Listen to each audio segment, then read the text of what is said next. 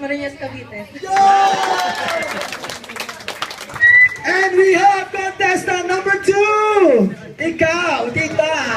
Go!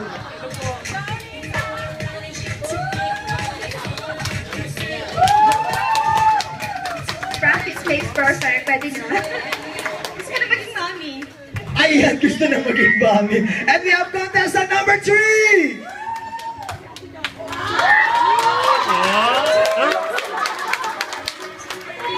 Hi, I'm Janet from QC. Ayan! Okay, eto na. Okay, step forward kayo, tita. Step forward. Ayan, eto na, oh. Eto na yung moment. Okay, tita. Ayan, okay. But lang people, eto na yung pinakaihintay ninyo.